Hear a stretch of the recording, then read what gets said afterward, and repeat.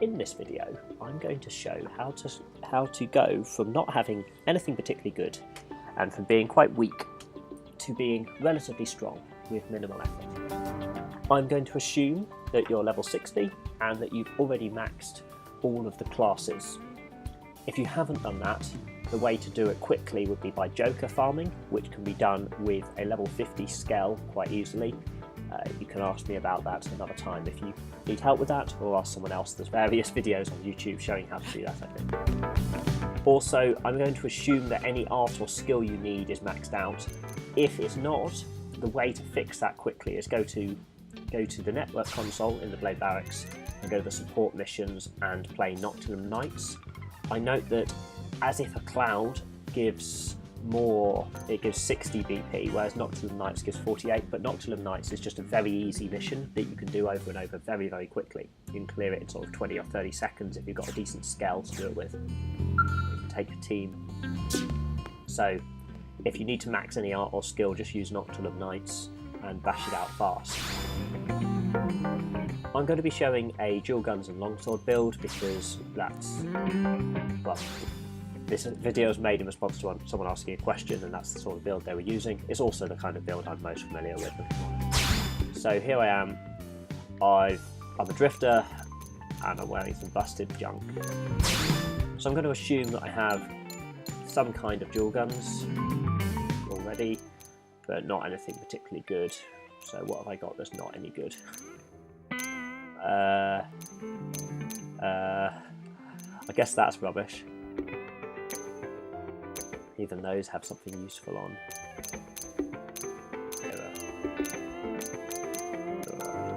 Actually, I'll just have the ones from the shop. So these Delta Diodes too, you can get these from the shop, or Delta Pistolia, which one looks prettier.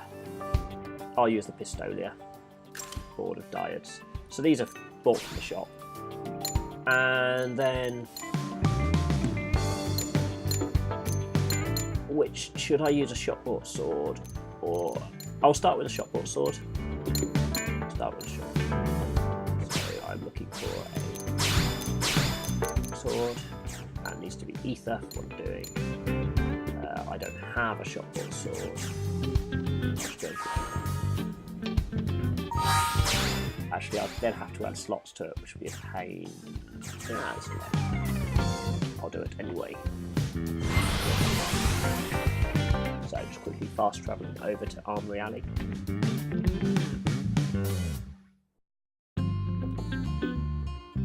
If you find money is a limitation at any point in the game, you should just sort out your Frontier Nav network a bit. With decent probes set up, you never have any problems with money. Just wait a little while and see. So I need an ether attribute sword, so it's going to be this carbide spapper. I think. The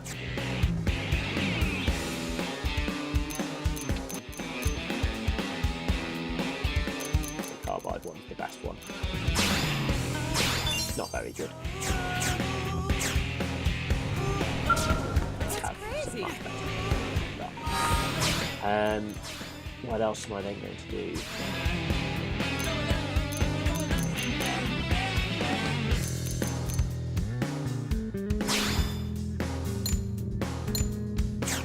I don't want to assume any access to any particular good gear at the start here, so let's start with some skills and art. So I'm going to be doing a melee attack focused longsword build. So this is not going to be using Blossom Dance.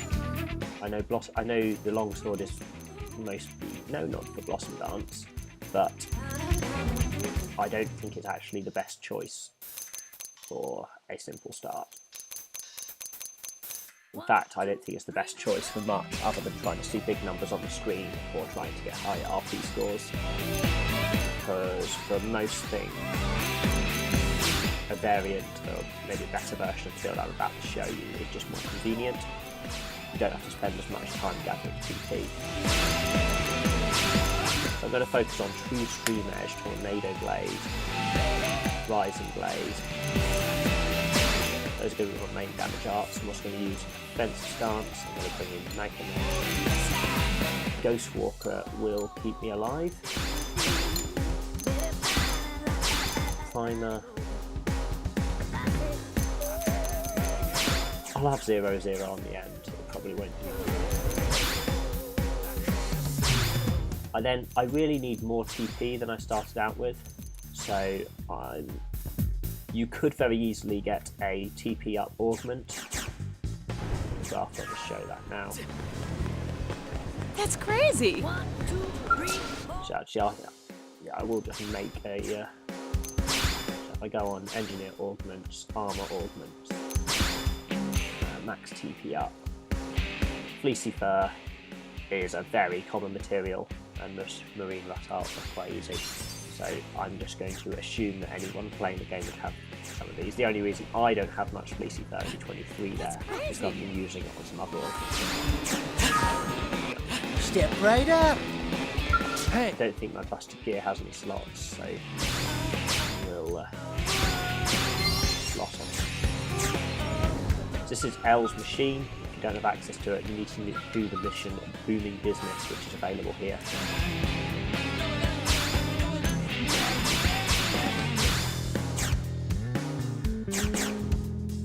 So having done that, I've got 6,000 TP. I can have 6,000 TP. I don't have it yet. I'm going to need to fill my TP quickly, then I'm going to show that this is enough for a lot of things. This would not be enough for some super bosses, but it will be enough for almost anything else, as long as you don't mind charging the TP before the fight. So there's something to charge my TP on. I'll start with this thing. Primer! Melee attacks next! 0-0! So if you do a melee attack and then do 0-0, that gives quite a bit of TP.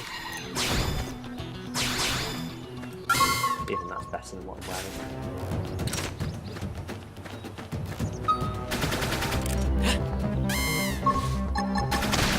Magnum Egg! Good! Now close in and strike! Primer! Primer! True Stream Edge! This is improving. It's time! Magnum Edge! 0-0!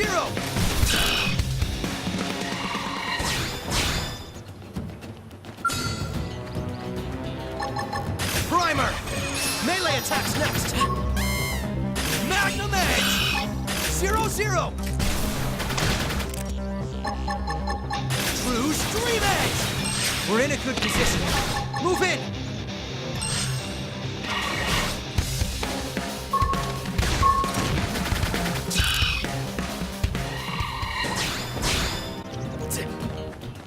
Okay, so with full TP, I'm going to try, and I don't know if I'll succeed here, I'm going to try and take on Lucille, who will be just over here. So I've fast travelled out to Roof Rock, which is near FN117 in Primordia, and this is Lucille the Eternal. He's not actually that tough if you know what you're doing, but he's one of the first tough enemies that people run into, as you often bump into in the first half hour of the game, or maybe the first hour. So how am I going to take this guy down? Obviously, it's going to take a little bit of thought.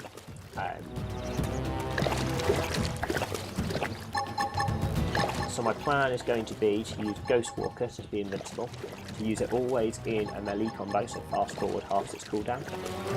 I'm hoping I'm going to be able to use 0-0 to boost my overdrive count relatively quickly. Otherwise this might not work. I might have a problem with accuracy doing that, but I think it should be okay. I'm going to go straight into overdrive and start the fight, and then I'm probably going to do Rising Blade into Ghost Walker. First, let's bolster our offense. Ghost Walker!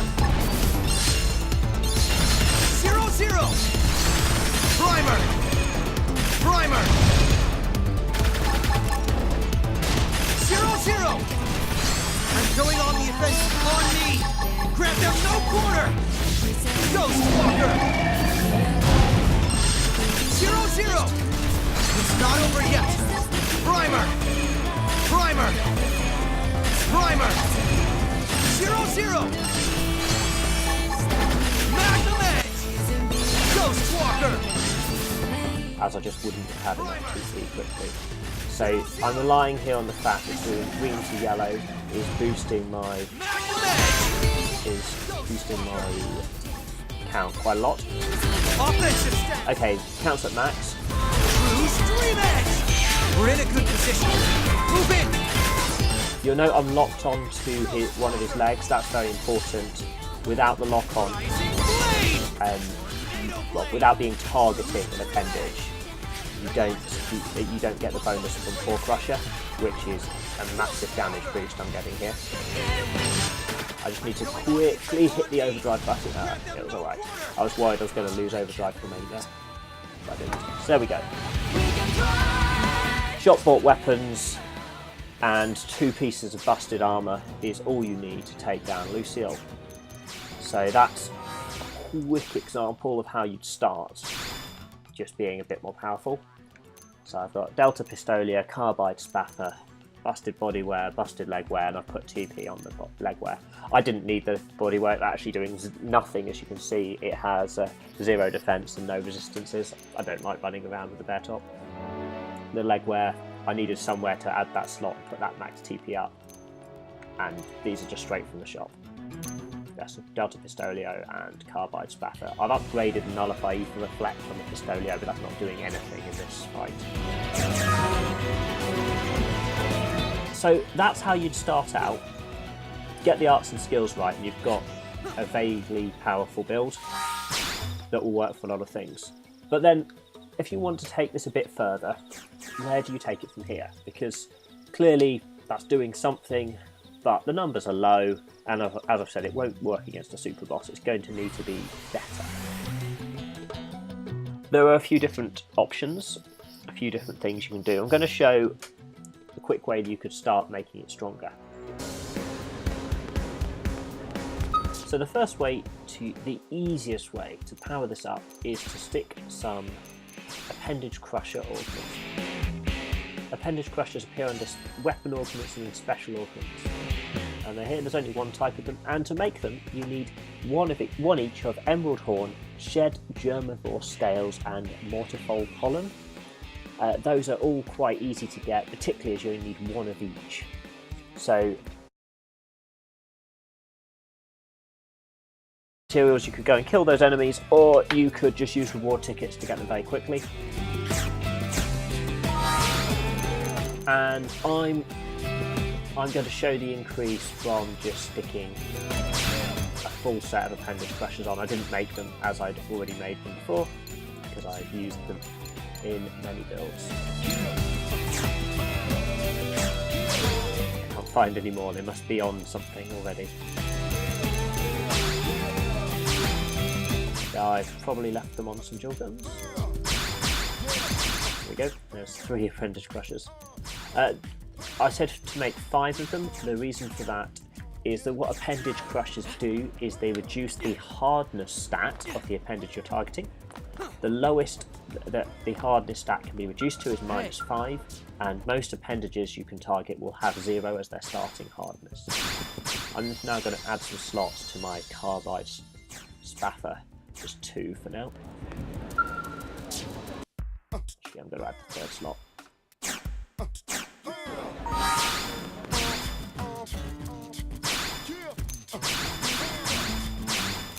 I will then set those. I'm also, I think, going to equip some better armour. So why am I wearing this busted gear? There's no particular reason for it. For this build, this melee build, the best chest gear really is actually the Reginald vest from the shop.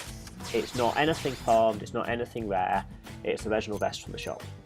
So I'm going to put that on, melee attack up 9 on there, and the best leg gear is another piece from the shop.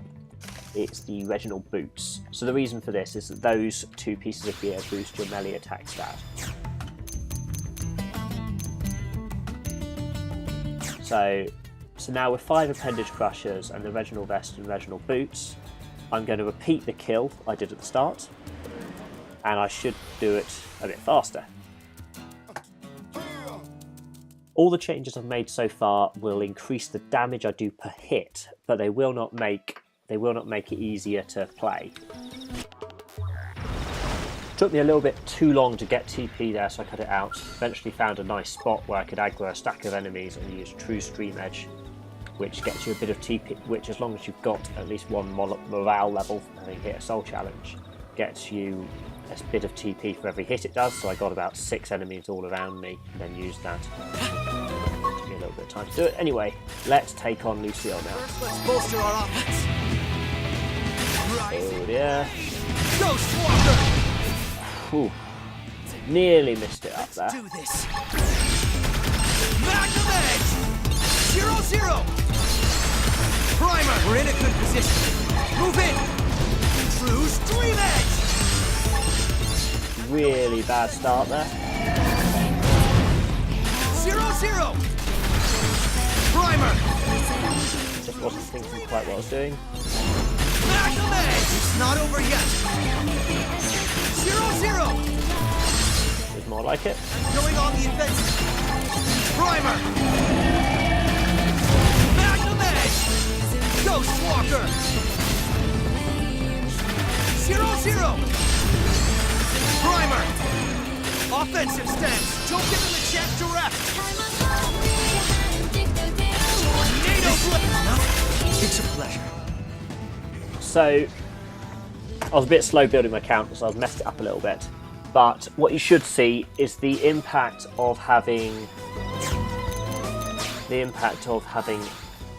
added those appendage crushers and put on just that shot bought chest and leg gear is pretty massive. So the shot bought chest and leg gear increases my melee attack a bit, and then the appendage crushers just boost all the damage I'm doing. As I said, they cap at 5 for what we're doing here.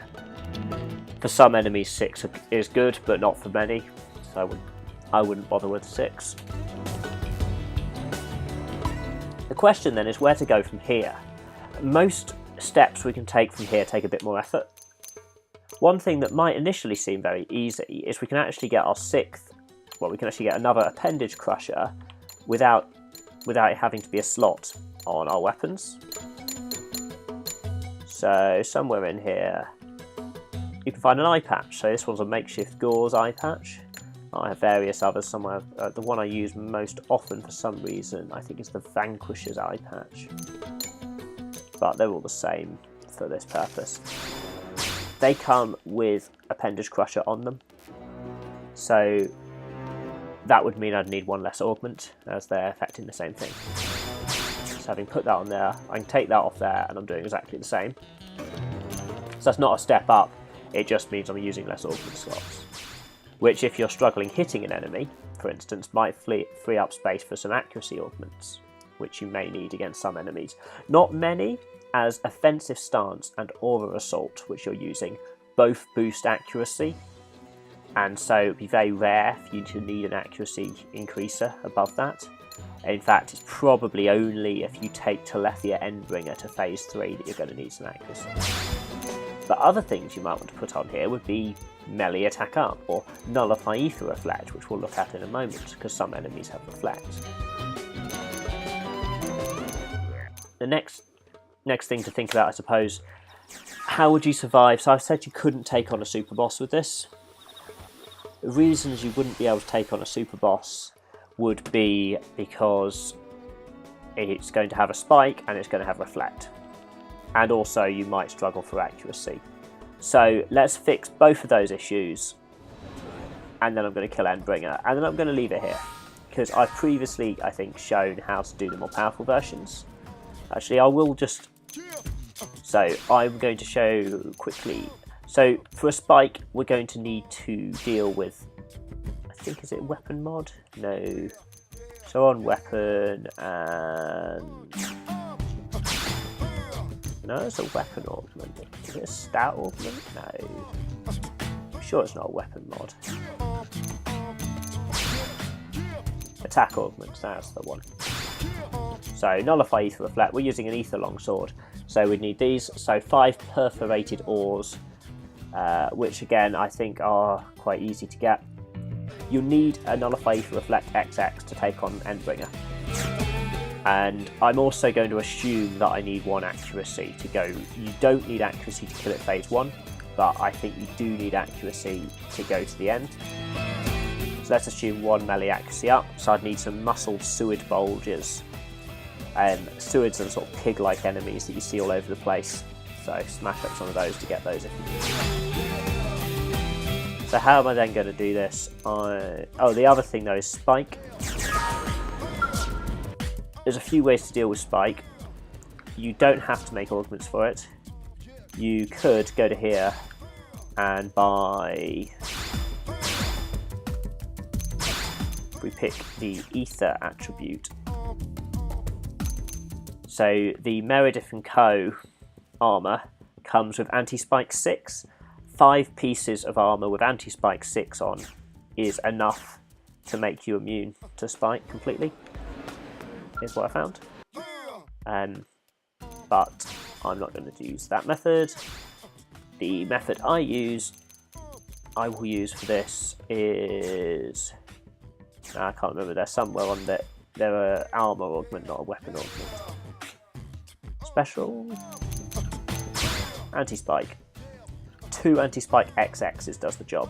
And they need 5 each of Adsecular Oil Drop, Lava Crystal and Glarfian Flint. So at this point I realised that taking on Endbringer just wasn't going to go well, as you either have to phase 1 kill it, which needs higher attack power than this build has at the moment, or you need Arts Gain TP and Overdrive count up, which I don't have. So on to a new plan. So I've come to FN411 in Silverlum. This is the Noctulant Sphere, which is where Farsis lives. I've changed up the build very slightly, so I've got 4 Appendage Crushers plus the eye patch. I've got 2 anti-spike augments. I've got max TP up on my legs just as before. So 5 Appendage Crushers in total when you include the eye patch. Still using the shot-bought weapons, everything else the same. I still haven't put any arms on. Obviously putting armour on would be an improvement, assuming it had relevant traits on it. As I'm using Ghostwalker, the defense stats are irrelevant, the resistances are irrelevant as I've got anti-spike as well.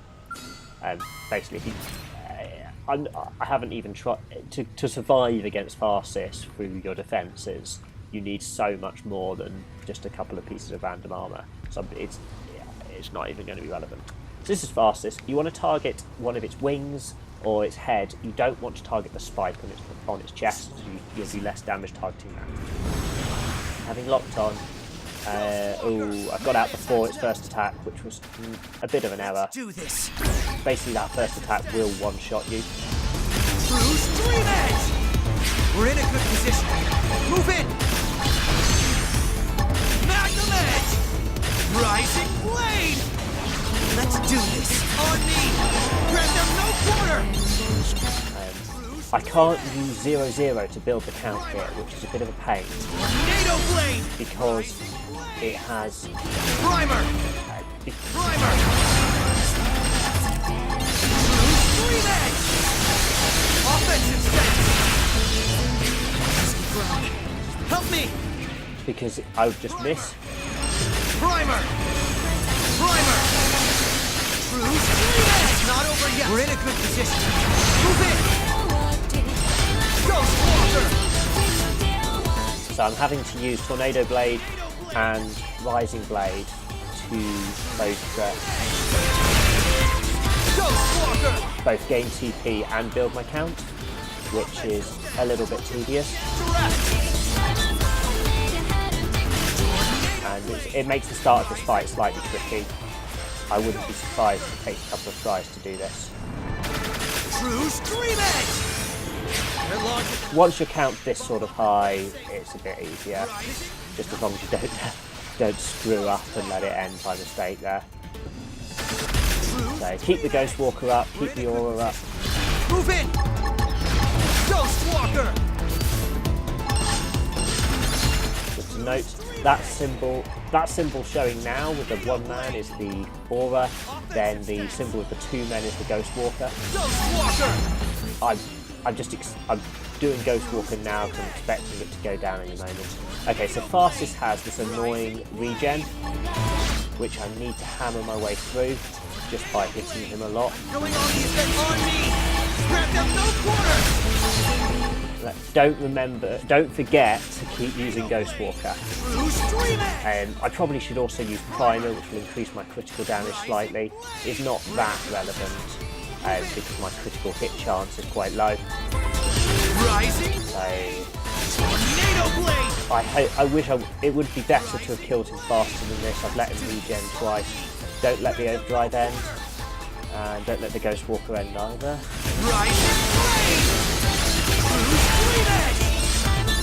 Okay, so that attack probably has taken my Ghost Walker down, but I'm just going to try and kill him before he regens, and I did it. He actually only has just under 10 million HP, and you'll see that I did 14 million damage because he regens so many times. Has he given me a good weapon? He has not. So, this is from nothing to taking down a super boss. Delta Pistolia from the shop, with then using L's shop to add on those appendage crushers. Carbide Spaffer from the shop, using L's shop to add on the slots, then making 3 appendage crushers. 1 accuracy augment and 1 appendage crusher. I could have opened a 3rd slot, obviously I haven't. Anti-Spike XX on 2 pieces of gear. Max TP up, as I needed 6,000 TP to be able to do that. Melee attack boosted up, so that's why that's the chest gear and arm gear to get. Chest gear and leg gear. Vanquisher's eye patch with appendage crusher. And the question is, how would you make this even stronger? So one obvious thing you could do is replace the sword. Either a Bewitched Glaive Receding Rust or an Ultra Diamond Spaffer would be what you'd want. It's key to use an Ether Longsword so that you can get the damage from Core Crusher, which we're using. And for a high level Ether Longsword, you have the option of either the Bewitched Glaive Receding Rust from Band of the Wandering King, or the Ultra Diamond Spaffer, which can be from any level 66 plus enemy that drops weapons. It swings and roundabouts, which is better. So the Bewitched Glaive Receding Rust has the higher base attack stat, whereas the Ultra Diamond Spaffer can come with melee attack up or potential boost, and accuracy as well. So if you're using Blossom Dance, you really want a Spaffer with potential boost is one of the best weapons to use, probably the best weapon for damage with Blossom Dance, except in a few specific builds. For the other attacks, a Spaffer with melee attack up is very good. To rival either of those, you'd want a Bewitched Glaive Receding Rust with a weapon attack power up, which is doubling its 444, so that's now actually, this one here, as it's got weapon attack power up on it, is actually an 888 attack power weapon. Your stats at the bottom don't show that, but the damage equation when you're actually attacking does. So this sword here would be a better choice. Or this one here. It's hard to say which is better actually, they're just very similar. Obviously, the sword I'm using from the shop actually has almost nothing of relevance on it at all. The melee accuracy up 7 isn't enough to do much. So even a Bewitched Glaive Receding Rust with no relevant traits, or an Ultra Diamond Spaffer with no relevant traits, if I have one, I don't know if I do, would be an improvement. So that's one option. One step for improving it, better sword. Another step for improving it would be better guns. So I'm just using these random ones from the shop.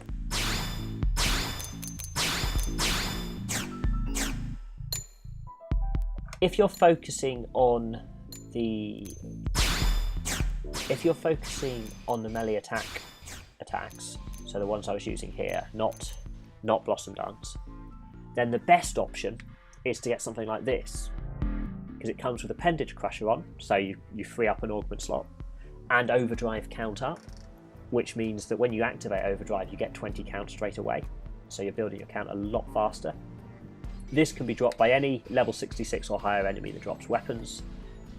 You'd want to be a Full Metal Jaguar whilst farming it to increase your drop chance. A lower level one would be just as good in a way, though you do want to be able to upgrade that overdrive count up as high as you can.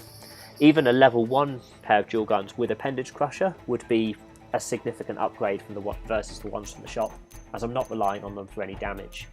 And a level 1 pair with Appendage Crusher would be better than something like this, Ultra Nebulon, with ranged attack and potential up, as I'm not using ranged attack or potential in anything I'm doing. These Gemmels with overdrive count up 15 could be better, hard to say. To clarify there, I meant better than level 1 guns with Appendage Crusher, certainly not better than my Ultra Transient Sidearm with overdrive count and Appendage Crusher. But I'd be thinking in terms of this as the thing to aim for. So the eye patch, the chest and the legs I'd never replace if I was building this to be a better and better build. The arms I certainly would replace. So the perfect arm to go for would be this Ultra Infinite Sleeve or an Ultra Infinite Guard with the same stats. These being max TP up, secondary cooldown reducer and melee attack up. So melee attack up is increasing your damage, max TP up, you won't need that augment anymore. Secondary cooldown reducer just makes everything faster. One with all 3 of these traits is very rare, but it's not rare to find one with 2.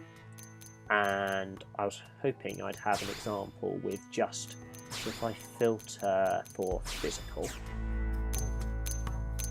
So there's one with max TP and secondary cooldown reducer, there's another one with max TP, there's one with max TP and melee attack up. That combo is very easy to find. Max TP and melee attack up is just very common, and it would be an easy one to find to get. Torrenti the Blade Master in Cold Dross is probably the easiest place to go for him. Secondary cooldown reducer is a rare trait, but melee attack up and max TP up are common traits. For the right arm, and I was originally going to show getting this in the video, but it's a little bit rarer. This Ultra Regal Ward or Ultra Infinite Ward can have melee attack up and overdrive count up. If you've already got overdrive count up on your guns, maybe wouldn't bother. Maybe just get anything with melee attack up. So Torrenti could drop you one with melee attack up like this. Though the perfect option, I think, would be the one with melee attack up and overdrive count up to speed you up. And this is from Isgany the Smouldering in Cold Dross above Sunset Falls. The other thing I'd do is I'd bring in overdrive gain TP augments. If you stick 5 of those on your armour, you get a lot faster activating your overdrive and getting started at everything. And I'd use spare augment slots on my weapons for melee attack up, and then I'd be able to kill fastest by using each attack once rather than over and over like I did there. Hope this was useful. Thanks for watching.